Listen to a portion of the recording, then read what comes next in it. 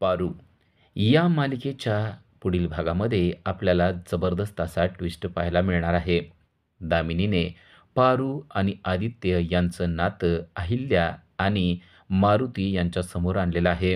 पण आता या सगळ्याचा त्यांना फायदा होणार आहे का तोटा होणार आहे हे आपल्याला एपिसोडच्या शेवटीच समजणार आहे. तर त्यासाठी हा व्हिडिओ शेवटपर्यंत नक्की पहा. मारुतीच्या समोर जेव्हा पारू आणि आदित्य एकमेकाला मिठी मारलेले दिसतात, तेव्हा नक्की मारुतीच्या मनामध्ये यांच्या नात्याविषयी पॉझिटिव्ह विचार येतात का निगेटिव्ह येतात, ते देखील आपल्याला या व्हिडिओच्या शेवटी समजणार आहे. दामिनीने केलेला डाव दामिनीवर कसा उलटतो आणि अहिल्या दामिनीला नक्की काय म्हणते, त्याचबरोबर दामिनी आदित्य आणि पारू यांचं नातं स्वीकारणार का, ते देखील आपल्याला या व्हिडिओच्या शेवटीच पाहायला मिळणार आहे. तर हा व्हिडिओ नक्की शेवटपर्यंत पहा आणि अहिल्याने नक्की पारू आणि आदित्य यांच्या नात्यावर काय निर्णय घेतलेला आहे आणि त्याचबरोबर दामिनीला काय बोल सुनावलेले आहेत, ते देखील आपल्याला या व्हिडिओच्या शेवटी पाहायला मिळणार आहे.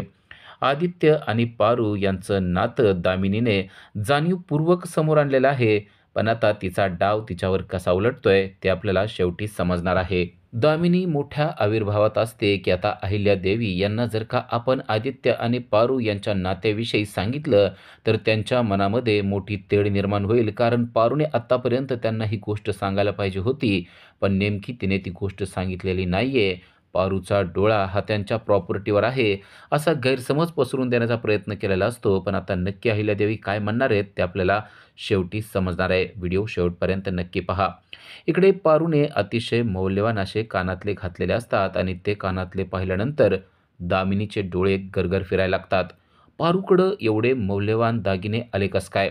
डायमंड असलेले कानातले पारूला दिले कोणी, असा प्रश्न तिला पडलेला असतो आणि मग तिच्या डोक्यात येतं की नक्कीच पारूला हे दागिने म्हणजेच हे कानातले आदित्यनेच दिलेले असणार आहेत. म्हणजे आपल्याला जो संशय येतोय पारू आणि आदित्य यांचं काहीतरी चालू असणार आहे.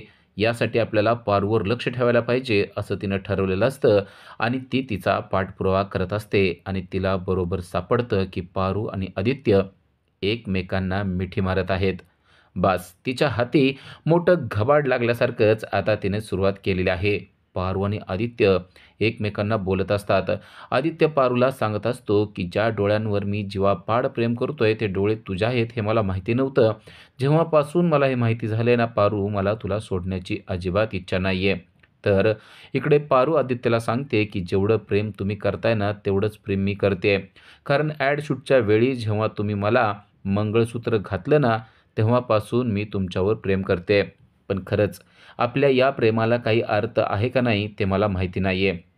तेव्हा आदित्य तिला म्हणतो की नक्कीच आपल्या प्रेमाला अर्थ आहे. मी मारुती मामाला तसेच आईला देखील मनवतो, तू काहीच काळजी करू नको.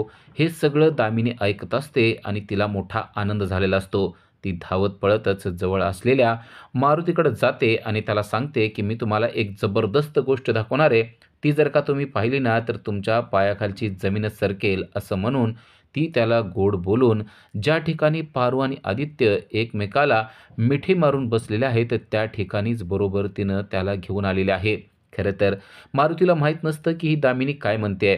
त्याला या गोष्टीची मात्र जाणीव असते की दामिनी चांगलीच कपटी आहे. पण ती आपल्याला पारूविषयी काहीतरी सांगेल असं त्याला वाटलेलं नसतं आणि जेव्हा दामिनी त्याला घेऊन येते तेव्हा त्याला खरोखरच मोठा धक्का बसतो. कारण पारू आणि आदित्य एकमेकाच्या मिठीत असतात. दामिनी मुद्दाम आता मारुतीला म्हणते की बघा तुमची मुलगी काय करते ते. खरं तर आता मारुतीला खूप राग आलेला असतो. पण आता आदित्यच्या पुढं पारूला काहीच बोलायला नको म्हणून मारुती शांत बसतो आणि मारुती दोघांनाही काहीच बोलत नाही. दामिनीला असं वाटलेलं असतं की मारुती चिडेल आणि जाऊन तो पारूच्या सानकन थोबाडीत ठेवून देईल. पण मारुतीने तसं काहीच केलेलं नसतं. उलट मारुती रागवलेला असतो. पण आता आदित्यच्या समोर पारूला काही बोलायला नको आणि पारूच्या समोर देखील आदित्यला पण काही बोलायला नको असा विचार करून तो मात्र शांत बसलेला असतो. तो शांत बसतो आणि त्याच्या घरी निघून जातो. पण मनोमन त्याला ही गोष्ट मात्र पटलेली नसते की आदित्य आणि पारू एकमेकाच्या मिठीत आहेत. आपल्याला पारूला समजावून सांगावं लागेल असाच विचार त्याच्या मनामध्ये आलेला असतो. आणि जेव्हा तो घरी जातो तेव्हा पारू देखील त्याच्या पाठीमागे येते आणि पारू आल्याबरोबर त्याने पारूला विचारले, पारू आज मी एक गोष्ट पाहिलेली आहे. पारू म्हणते, "काय पाहिलंय तुम्ही?" तेव्हा तो डायरेक्ट सांगतो, की "तू आदित्यच्या मिठीत होतीस." "हे काय चाललंय पारू? तू जरा मला सांगशील का?" तेव्हा पारू देखील आता मारुतीला सांगते, की "मला माफ करा, पण माझं आदित्यवर प्रेम आहे." तेव्हा त्याच्या पायाखालची खरोखरच जमीन सरकलेली आहे. तो म्हणतो, "तुला समजतंय का? तू काय बोलतेस? आपण ज्या घरामध्ये काम करतोय, त्या घराच्या मालकासोबत तू प्रेम करतेयस, हे प्रेम कधीही सक्सेस होत नसतं बाळा.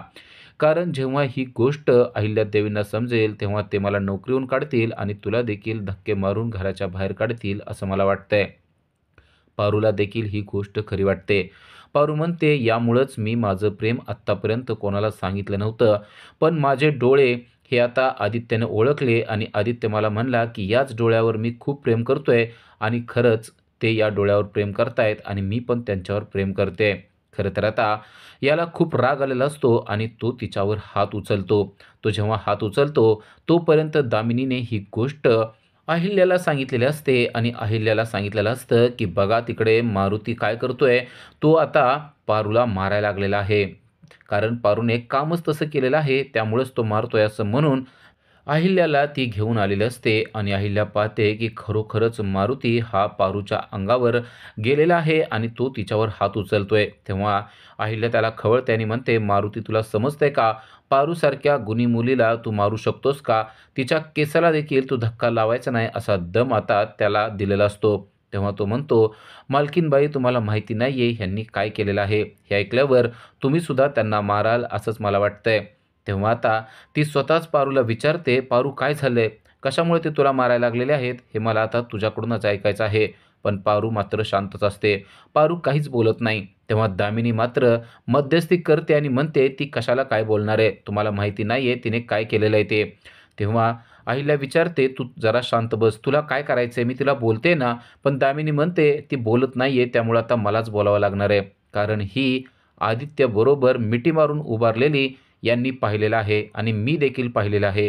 हे जेव्हा अहिल्याला समजतं खरं तर तेव्हा तिला देखील धक्का बसतो. पण आता दामिनीपुढं तिला पारूला काहीच बोलायचं नसतं. कारण पारूचा तिच्यावर खूप जीव आहे आणि तिचा देखील पारूवर खूप जीव आहे. आता दामिनीपुढं काहीच बोलायला नको म्हणून परत एकदा अहिल्या पारूलाच विचारते, "पारू नक्की हे काय बोलतायत? यामध्ये सत्य नेमकं काय आहे ते मला कळेल का?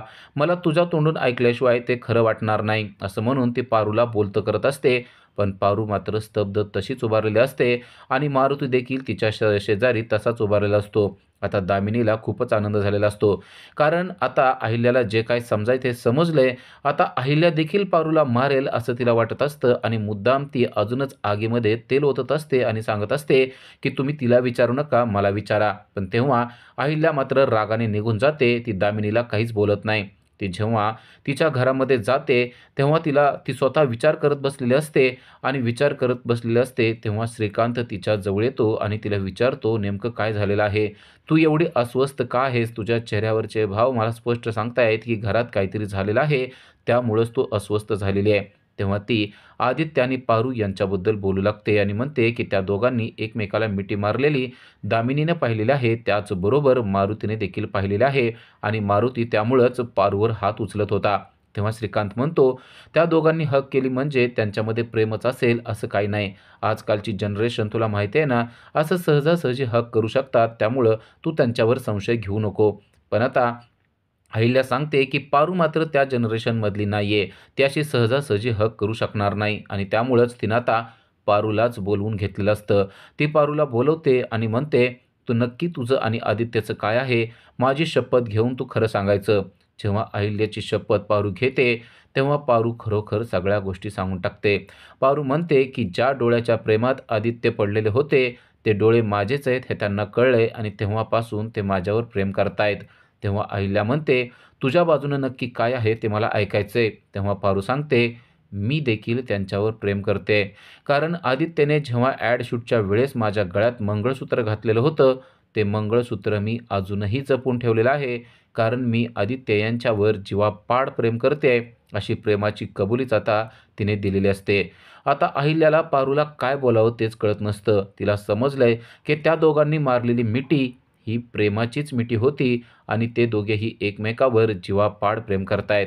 पारू आपल्यावर इतका जीव लावते हे तिला माहीत होतं. पण आता आदित्य देखील पारूवर जीव लावतोय आणि पारू देखील आदित्यवर जीव लावते. या गोष्टीचा खरं तर आनंदच तिला झालेला असतो. पण आता या नात्याचा स्वीकार कसा करावा तिला अजून कळत नसतं.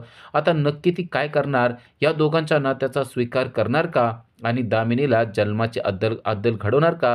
हे आपल्याला पुढील भागामध्ये समजणार आहे. अशाच अपडेटसाठी आजच आमच्या चॅनलला सबस्क्राईब करा. थँक